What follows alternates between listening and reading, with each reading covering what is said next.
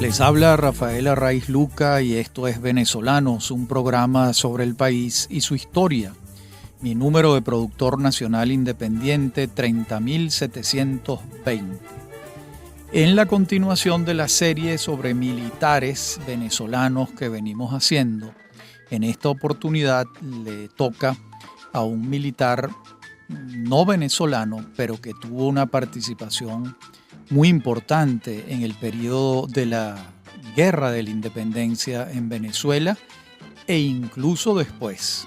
Me refiero a Francisco de Paula Santander, hijo de Juan Agustín Santander y Colmenares y Manuela Antonia Omaña Rivadeneira Rodríguez. Francisco de Paula nació en la Villa del Rosario de Cúcuta el 2 de abril de 1792. Nieto de gobernadores. Sus primeras letras las recibe en casa y con la señorita Bárbara Chávez, quien enseñaba en la escuela privada de la ciudad.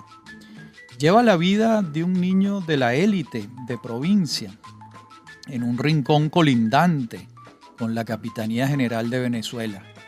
Señala su biógrafa, Pilar Moreno de Ángel, lo siguiente: la infancia de Francisco de Paula transcurrió plácidamente.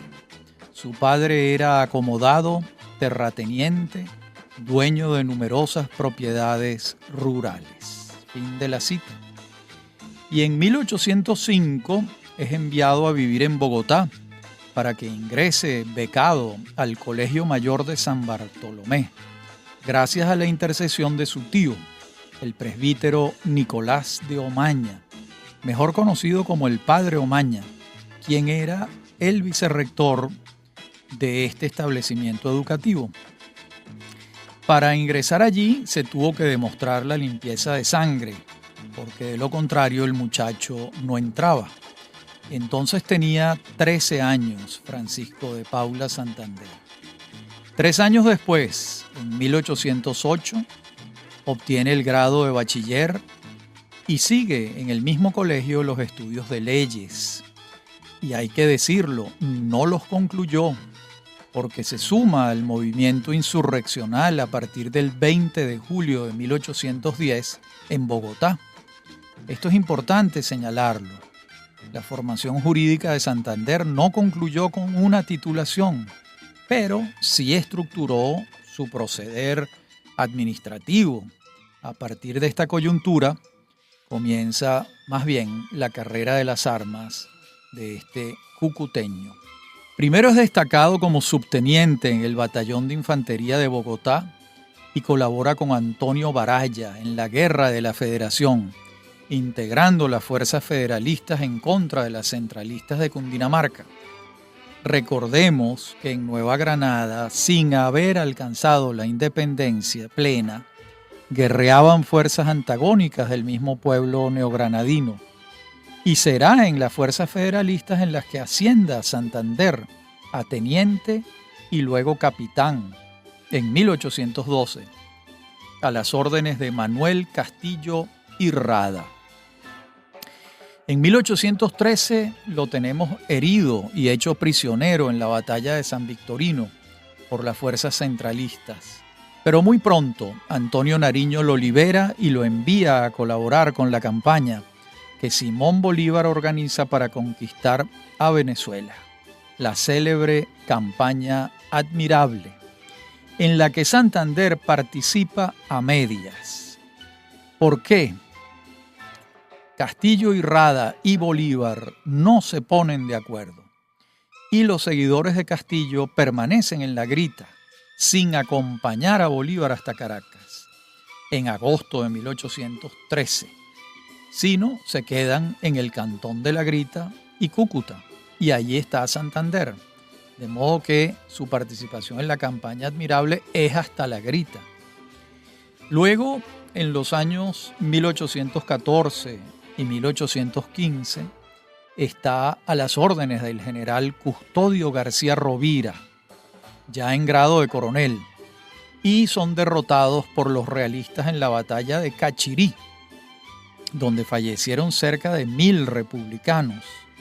salvándose unos pocos, quizás 30, que logran refugio en los llanos de Casanare y en Arauca. Luego, Santander enfrenta las batallas de la Cabuya de Cáqueza y Guachiría, donde estuvo a las órdenes de Manuel Serviés o Serviés. En esta zona llanera será que entre en relación con José Antonio Páez, como ya antes lo ha hecho con Simón Bolívar en 1813. Los 3 años siguientes estará Santander batallando en suelo venezolano en distintas circunstancias, como veremos de inmediato. Está reunidos en Trinidad y Arichuna los restos del ejército de García Rovira, el de Páez y los de la República de Casanare. El 16 de septiembre de 1816 tiene lugar el famoso Motín de Arichuna. ¿Qué es esto? Recordemos lo siguiente. El teniente coronel Páez viene de ganar las batallas de Mantecal y el Yagual, y su ascendencia sobre la tropa sigue creciendo. Por su parte, el ejército patriota de la pequeña República de Casanare está al mando de Francisco de Paula Santander, y allí han elegido a un presidente incluso, que se llama Fernando Serrano. No obstante, el liderazgo natural de los llaneros lo tiene Páez, y la tropa decide elegirlo para comandarla. Antes de que el motín pase a mayores, Santander, inteligentemente, reconoce el mando de Páez y se coloca a sus órdenes, al igual que Manuel Serviés y Rafael Urdaneta. Esto ocurrió por elecciones, y eso es lo insólito, así como la actitud de Santander, que también es muy inteligente.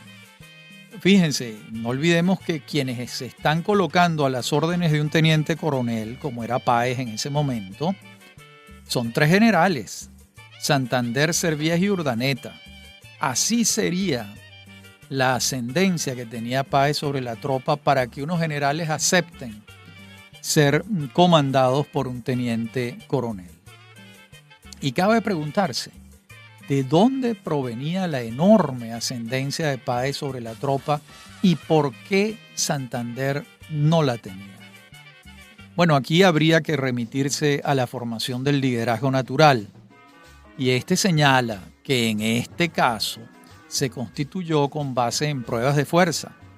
El ejército de Páez no era el clásico ejército francés estructurado, sino el conformado para la guerra de guerrillas, que llevaba a que el jefe guerreara como cualquier otro en el cuerpo a cuerpo de la batalla, cosa que Páez hacía admirablemente.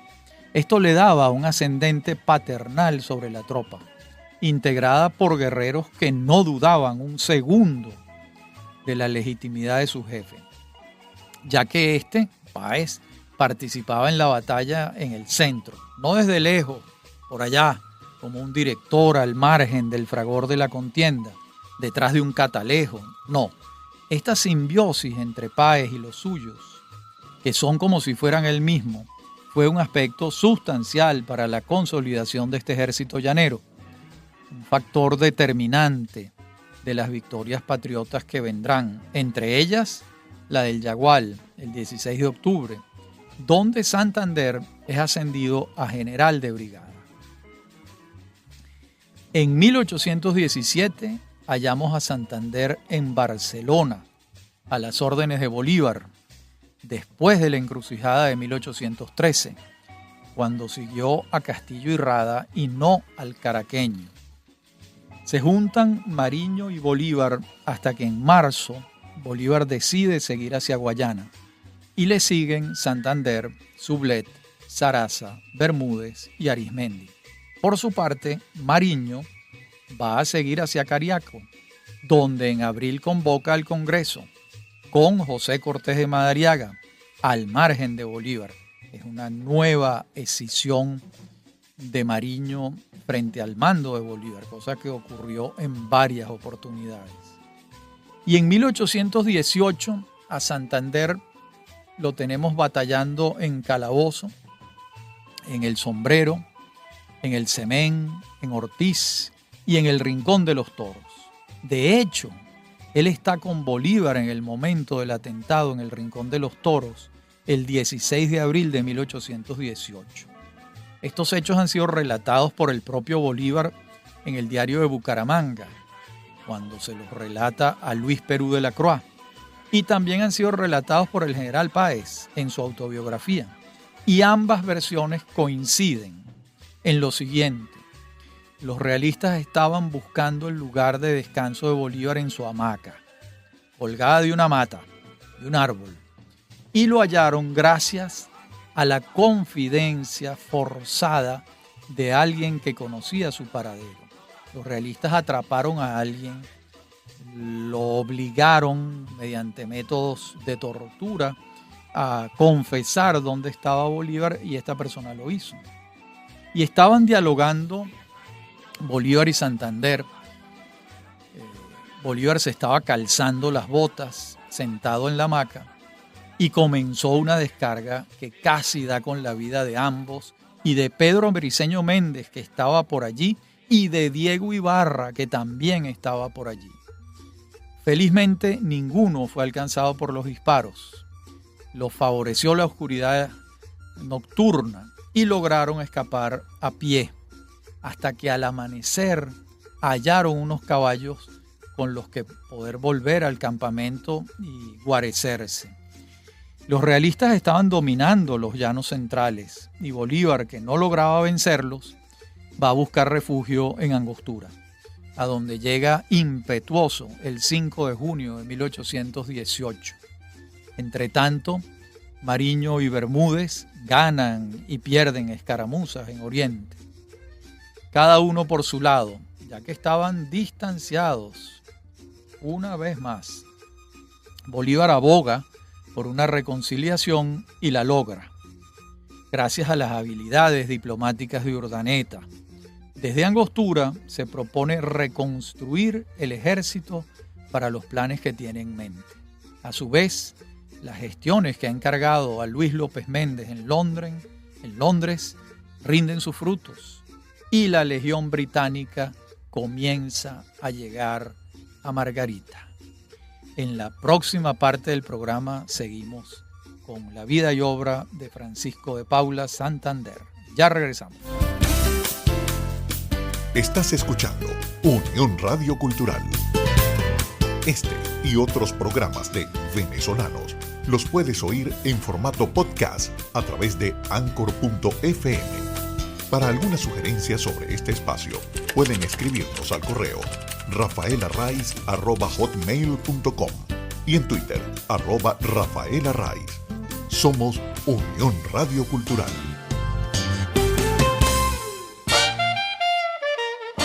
Los fines de semana son propicios para la conversación con los más variados temas: historia, compositores, cantantes, cine, series de televisión, personajes de la farándula, 5 minutos y 1.000.000 de recuerdos.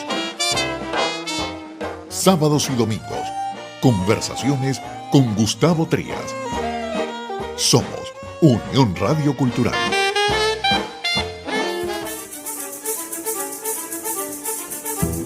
Usted escucha Venezolanos. Somos Unión Radio Cultural.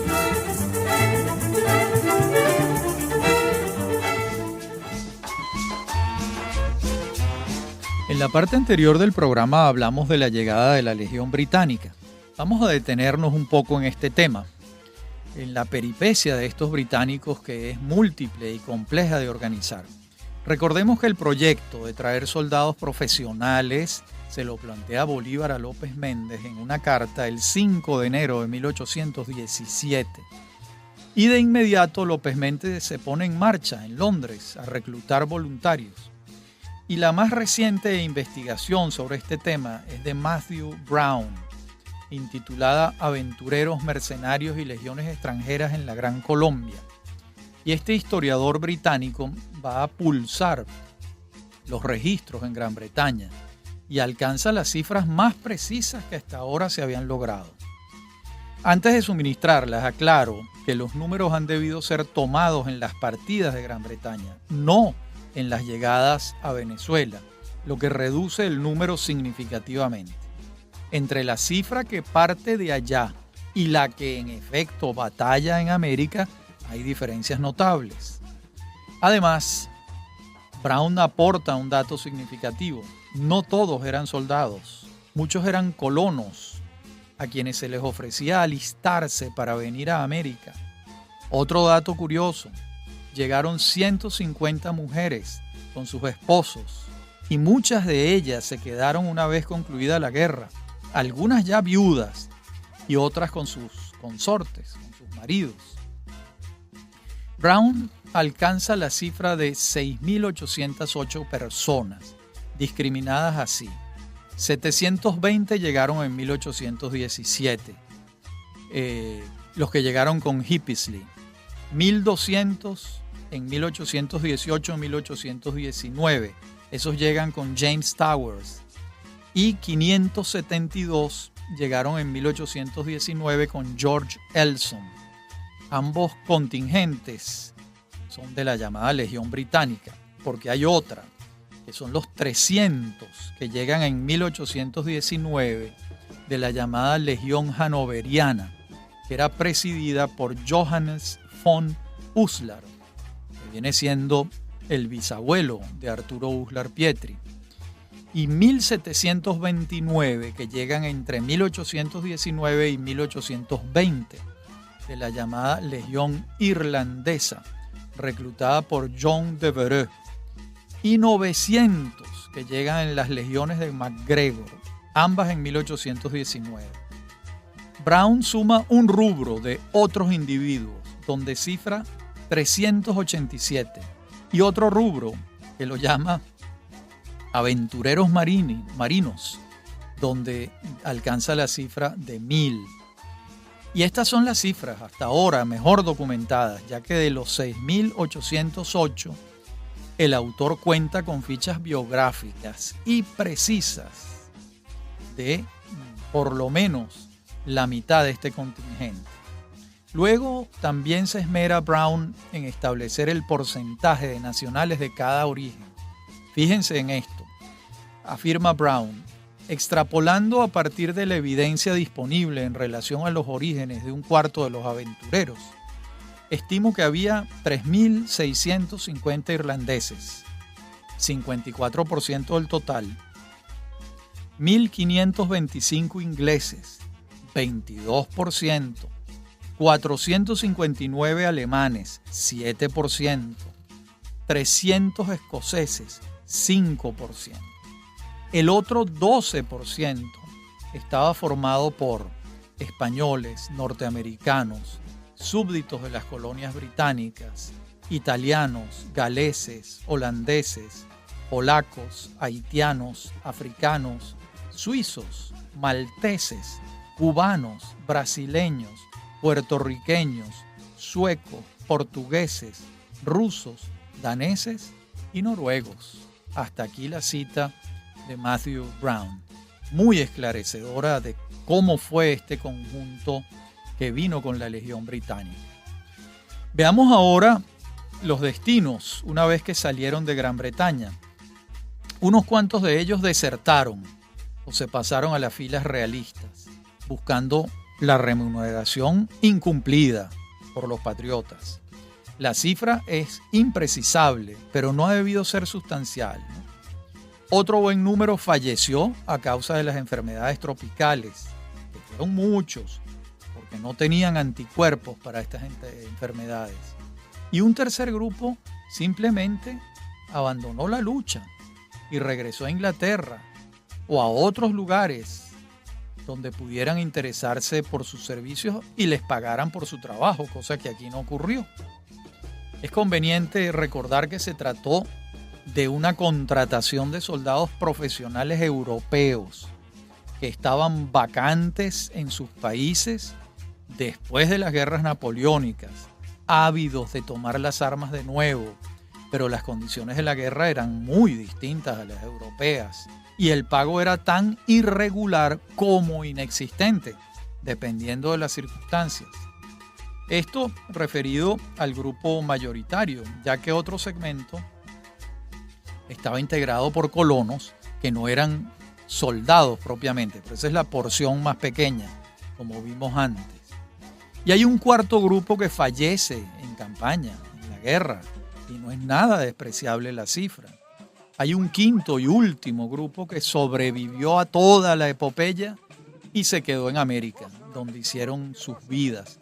Basta un ejemplo: Daniel Florencio O'Leary, aquí en Venezuela lo llamamos Oleari, casó con Soledad Sublet Jerez y Aristiguieta, hermana de Carlos Sublet, y murió en Bogotá en 1854, con descendencia. De modo que aquí hay un ejemplo de lo que también pudo ocurrir. Y varios de los oficiales que integraron estos contingentes se distinguieron notablemente por sus ejecutorias y ascendieron en el escalafón, alcanzando posiciones importantes en el ejército. Fue el caso del ya citado Daniel Florencio O'Leary, pero también están Thomas Wright, Francis O'Connor, Walter Davis, Guillermo Smith, Carlos Minchin, Carlos Castelli, que era italiano, Hugo Blair, entre otros. En suma, el aporte británico no fue deleznable, pero tampoco se corresponde con la totalidad de la cifra anotada, como vimos. Volvamos a Santander. Bolívar comprende que la dominación del centro del país y la captura de Caracas, que es su sueño estratégico, son por ahora imposibles, y se retira a Angostura, y allá llega el 5 de junio de 1818, dejando en manos de los realistas el centro del país. Y es entonces cuando comienza a operar en tres sentidos. Escuchen bien: aglutinar el ejército en torno a su mando supremo, tejer una red institucional civil que legitime lo que hace en el campo de la guerra y se avance en la constitución de una república, y además dar pasos hacia una salida distinta a la conquista de Caracas, es decir, la invasión de Nueva Granada. Lo primero lo logra aviniendo a Mariño y Bermúdez y alcanzando que el primero reconozca su superioridad. Así se crea un Estado Mayor del Ejército que los incluye a todos, unificado, la unidad. Lo segundo, el 22 de octubre hace pública una proclama donde convoca a un congreso en Venezuela. Y lo tercero, el 26 de agosto de 1819, parte Francisco de Paula Santander de Angostura hacia Casanare a formar el ejército de vanguardia de la futura campaña de conquista de Nueva Granada. Bolívar lo designa así a Santander: comandante en jefe de la vanguardia del ejército de vanguardia del Libertador de Nueva Granada, que debía formarse en la provincia de Casanare. Ese es el título. Santander parte de Angostura en 4 barcos pequeños que mueven cerca de 1000 fusiles y alrededor de 30 quintales de pólvora. El 3 de octubre arriba a Santander a Caicara del Orinoco y Páez lo detiene. ¿Por qué? Señala Páez en su autobiografía que Santander le ha escrito a Pedro Fortul una carta que ha llegado a manos de Páez. Así es, textualmente: es preciso que nos reunamos en Casanare todos los granadinos para libertar nuestra patria y para abatir el orgullo de esos malandrines follones venezolanos. Fin de la cita. Hasta tanto Páez no tuvo instrucciones precisas de Bolívar, lo tuvo retenido por esta causa. Finalmente llega la orden y Páez lo deja continuar. De modo que en la próxima parte del programa veremos cómo va a ser esa aventura en Casanare del ejército de la vanguardia que tiene el encargo de constituir, por orden de Bolívar, el general Santander. Ya regresamos.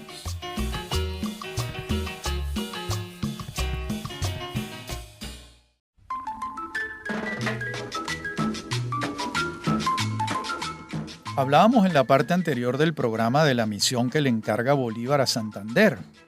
En el fondo, Bolívar ha aceptado que la persona indicada para formar el ejército en Casanare es Santander, que es neogranadino y que debe entenderse con sus paisanos que dominan Casanare, incluso como una pequeña república, como dijimos antes.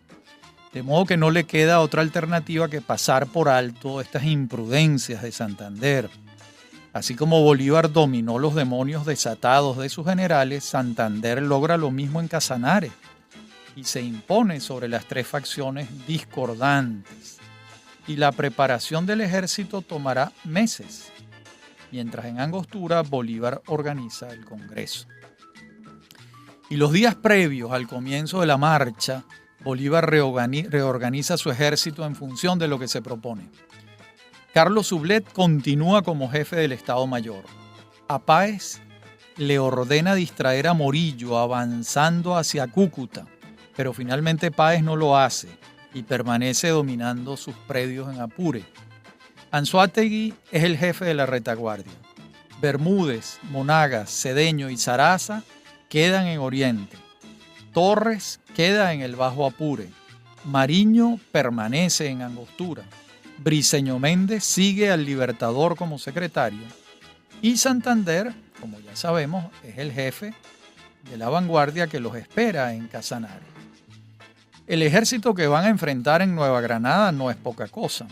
El general José María Barreiro cuenta con cerca de 4.000 hombres uniformados, con buenos pertrechos. Bolívar parte hacia Guasdualito con cerca de 2.000 hombres. Santander lo espera con cerca de otros 2.000 efectivos. El 11 de junio entra Bolívar a Tame, donde está Santander. A Bolívar lo sigue un ejército comandado por coroneles y tenientes coroneles, además de los generales que ya mencioné. Estos tenientes coroneles y coroneles son Arturo Sandes, José de la Cruz Carrillo, Ambrosio Plaza, James Rook de la Legión Británica, Bartolomé Salom, Juan José Rondón el célebre, Leonardo Infante, Hermenegildo Mujica, Julián Mellado y Lucas Carvajal. Y de los 3 caminos posibles para llegar a Tunja, Bolívar escoge el menos fortificado por los realistas, pero el más arduo de escalar. Me refiero a el Páramo de Pisba, a 3.900 metros de altitud. En el paso de los Andes murieron casi todos los caballos y unos cuantos soldados. El 6 de julio llega Bolívar a Tunja, precedido por Santander. Allí descansan y preparan la marcha. Barreiro, por su parte, desde su cuartel en Sogamoso, también se prepara para enfrentarlos. Ambos ejércitos van topándose en breves escaramuzas de reconocimiento y en 2 batallas menores que ocurren en Paya y en Gámeza el 11 de julio.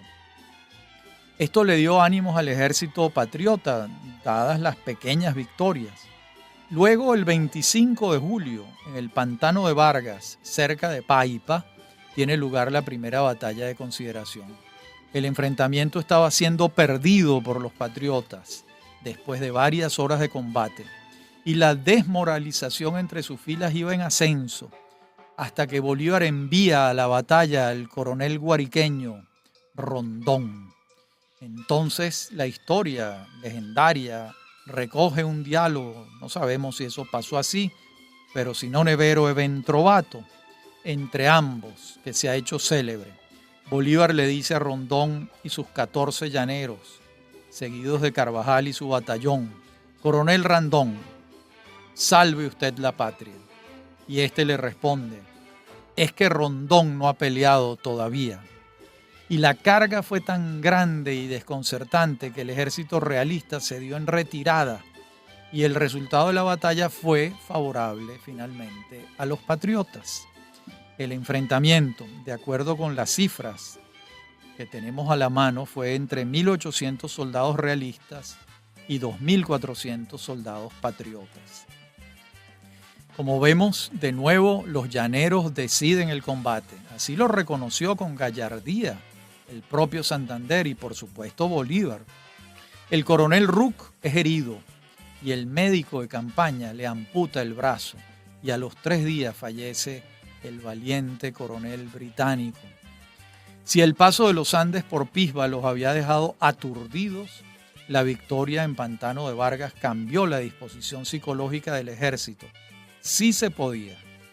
Y el 3 de agosto Bolívar reinicia la marcha rumbo a Bogotá, desde Paipa, buscando enfrentar a Barreiro, en donde le desafíe. Pero este ha decidido, ante la precariedad de su situación, dirigirse a Bogotá en busca del virrey Juan José Sámano y Uribarri.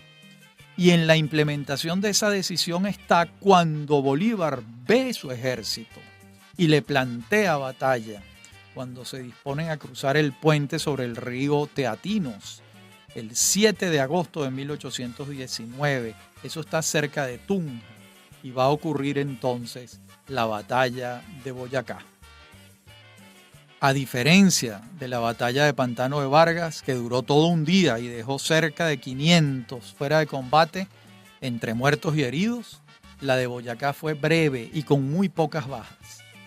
No obstante, la que se celebra como definitoria es Boyacá y no Vargas. ¿Por qué?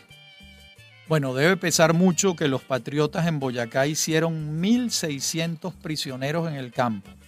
Hicieron preso a Barreiro y, en pocas palabras, desactivaron la línea de defensa realista en su totalidad, al punto que el virrey Sámano, al enterarse de estas noticias, se fue de Bogotá a toda velocidad hacia Honda, el puerto en el río Magdalena, buscando navegar a toda prisa hasta Cartagena para salvar la vida.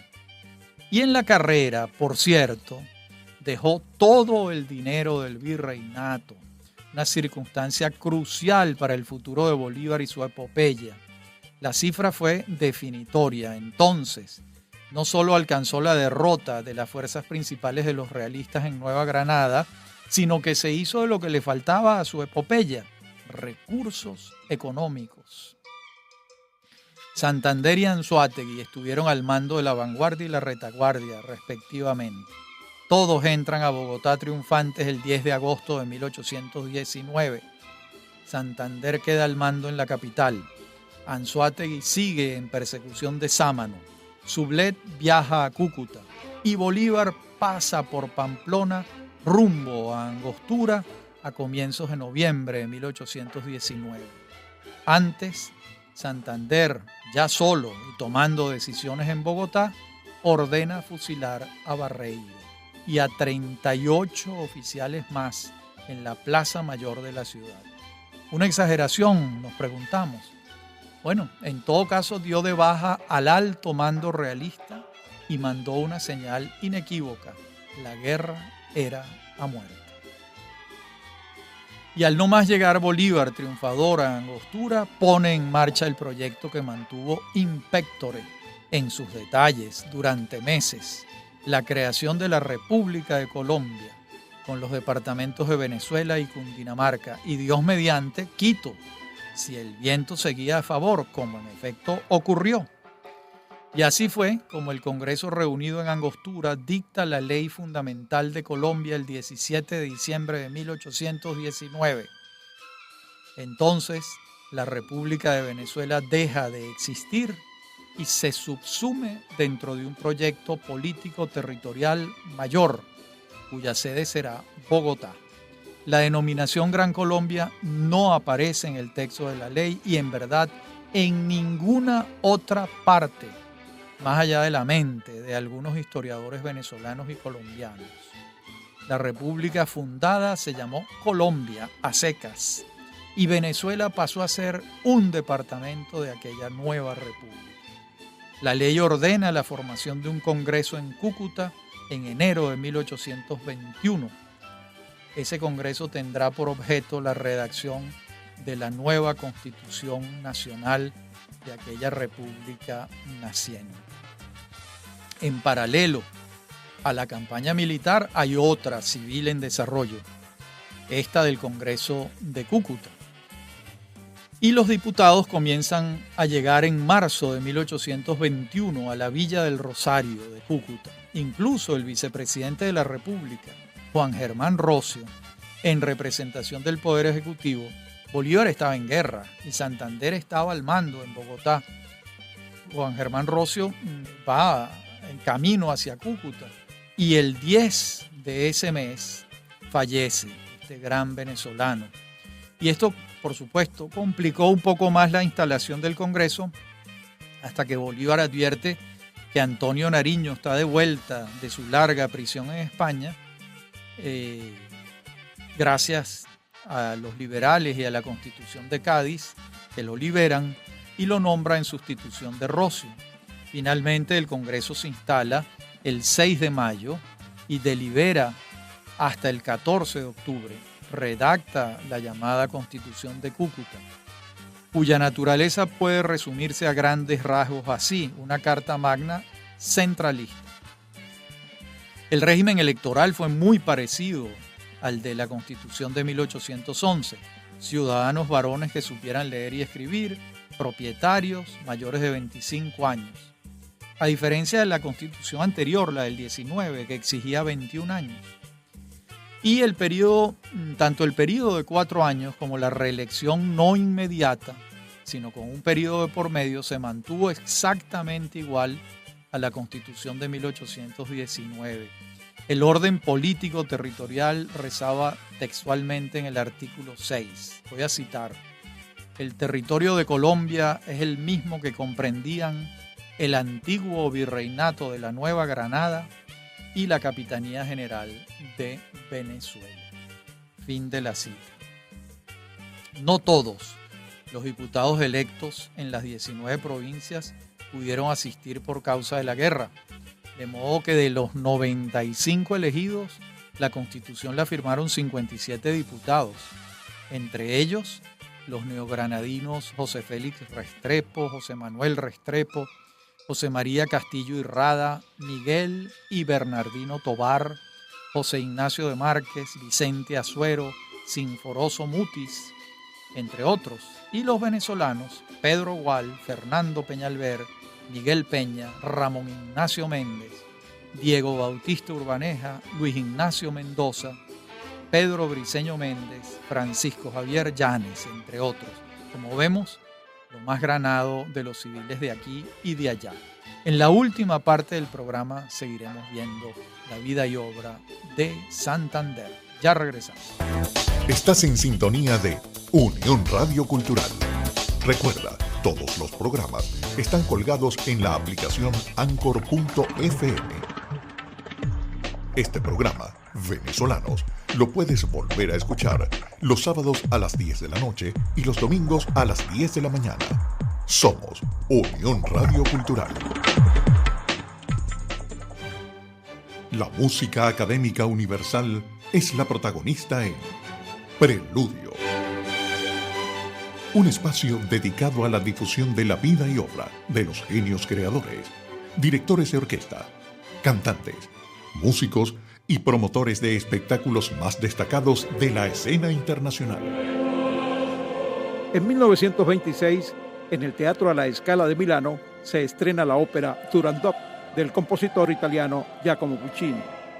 Y en 1917 nace Ella Fitzgerald, cantante estadounidense, fallecida en 1996. The way you wear your hat. Preludio, conducido por Germán Alirio Chacón, los sábados a las 6 de la mañana y 11 de la noche, y domingos a las 8 de la mañana. Somos Unión Radio Cultural.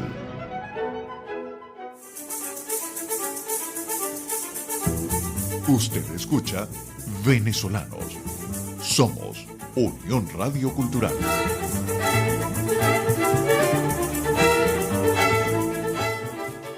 Bueno, la Constitución entonces asumió el espíritu centralista que había impuesto Bolívar, por más que se presentaron varios proyectos que apuntaban en otro sentido. Y el Congreso, con base en el texto constitucional, designó a Bolívar como presidente de la República de Colombia y a Santander como vicepresidente. Ambos se posesionaron el 2 de octubre ante el Congreso solemnemente instalado. Luego el presidente Bolívar designó a Pedro Gual como secretario de Relaciones Exteriores, a José María del Castillo en Hacienda, a José Manuel Restrepo en Relaciones Interiores y a Pedro Briceño Méndez en Guerra y Marina. Como vemos, un equilibrio entre Nueva Granada y Venezuela. Bolívar parte a las campañas del sur y estará varios años fuera de la capital de la República de Colombia. Y en ella gobernará el vicepresidente Santander. Y van a comenzar los desencuentros entre los departamentos de Cundinamarca y Venezuela, en cabeza del vicepresidente Santander y el jefe militar de Venezuela, que es José Antonio Páez. Por su parte, Bolívar está en su apoteosis, en Pichincha, en Ayacucho, en la creación de Bolivia, y precisamente cuando Bolívar redacta la Constitución de Bolivia es cuando comienzan las grandes diferencias con Santander. Hay una carta de Santander el 6 de julio de 1826 donde le escribe a Bolívar diciéndole, cito, ¿quién es el emperador o rey en este nuevo reino? ¿Un príncipe extranjero? No lo quiero, porque yo he sido patriota y he servido 16 años continuos por el establecimiento de un régimen legal bajo las formas republicanas. En mi posición, y después de que he logrado una mediana reputación, sería la mayor iniquidad traicionar mis principios y faltar a mis protestas. El emperador es usted, obedezco gustoso y jamás seré conspirador, porque usted es digno de mandarnos, porque nos gobernará según las leyes, porque respetará la opinión sana del pueblo, porque es justo, desinteresado, filantrópico. Y después de su muerte, ¿quién es el sucesor? Páez, Montilla, Padilla, a ninguno quiero de jefe supremo vitalicio y coronado. No seré más colombiano y toda mi fortuna la sacrificaré antes de vivir bajo tal régimen. ¿A qué régimen se refiere Santander? Al régimen que Bolívar ha instituido en Bolivia, que es la presidencia vitalicia y hereditaria. Por otra parte, Santander le ruega al presidente Bolívar que venga a meter en cintura al general Páez en Venezuela, quien evidentemente ha desconocido el orden constitucional y se encuentra encabezando un proceso de separación de Venezuela de Colombia. Bolívar viene a Venezuela a finales de 1826 y en enero de 1827 está en Caracas, reconoce el liderazgo de Páez, sabe que esto tiene un costo político altísimo y supone la inevitable ruptura con Santander. En carta del 19 de marzo de 1827 se produce la ruptura. Y a ella alude Santander en una carta del 29 de abril, donde señala que sus enemigos han logrado enemistarlo con él. Le dice Santander a Bolívar: no me ha sorprendido su carta, porque hace más de un año que mis encarnizados enemigos están trabajando para separarme del corazón de usted. No obstante la ruptura, Santander permanece en la vicepresidencia, aunque disminuido en sus atribuciones. A ello alude Bolívar en carta a Sublet, donde le dice: ya no pudiendo soportar más la pérfida ingratitud de Santander, le he escrito hoy que no me escriba más, porque no quiero responderle ni darle el título de amigo. Ahí está la ruptura entre Bolívar y Santander. Bolívar convoca la Convención de Ocaña en febrero, se reúne a partir de 1828, allí pasa todo lo que sabemos que ha ocurrido. Bolívar no transige en que lo despojen de sus facultades para gobernar por decreto, se levanta de la convención no llega a ninguna parte y el 13 de junio de 1828 en Bogotá, un grupo de bolivarianos radicales encabezados por Pedro Alcántara Herrán se reúnen en junta y le confieren poderes dictatoriales a Bolívar. En agosto se consagra la dictadura y Santander fue separado, ahora sí, de la vicepresidencia y designado por Bolívar como embajador de Colombia ante los Estados Unidos, cargo que aceptó, pero que no llegó a desempeñar. De modo que el Libertador asume el mando con base en la imposibilidad de la Convención de Ocaña. Allí sufre una derrota el Libertador. Y entonces va a ocurrir el tercer atentado contra Bolívar, el 25 de septiembre de 1828 en el Palacio de San Carlos en Bogotá. Y hay un juicio que adelanta el general Urdaneta, para juzgar a los autores materiales e intelectuales, y de ese juicio Santander es sentenciado a muerte. Pero Bolívar, ante solicitudes varias de personas de mucho peso, conviene en conmutarle la pena por prisión y destierro. Y va a estar preso Santander. El 15 de noviembre de 1828 sale de Bogotá rumbo al castillo de San Fernando de Boca Chica, en Cartagena. Desde allá le escribe una larga carta a Bolívar el 13 de diciembre, defendiéndose de las acusaciones y abogando por su situación. Afirma Santander: yo reparo que en la sentencia no se mencionó la circunstancia de que los conjurados, según resulta del proceso, se opusieron a que se me participase lo que iba a ejecutarse en la noche del 25, porque temían que yo les impidiese que llevasen al cabo su plan. Temor justo y razonable, fundado en lo que González les había participado haberme oído, y me excluye de la clase de cómplice en la citada conspiración. Fin de la cita. En junio de 1829 llega Santander al castillo de Puerto Cabello, donde va a estar hasta agosto, cuando finalmente el general Páez autoriza su viaje el 27, y ese día parte hacia Hamburgo, Santander. Va a estar en Europa y los Estados Unidos entre 1829 y 1832. Allá va a estar y escribe un diario de viajes. Recorre Alemania, Bélgica, Francia, Holanda, Italia, Gran Bretaña. Luego va a Nueva York, visita Baltimore, Washington, Filadelfia. Y el 12 de mayo de 1832 le informan por carta que ha sido electo presidente de la República de Nueva Granada, el nuevo estado que ha surgido después de la disolución de Colombia.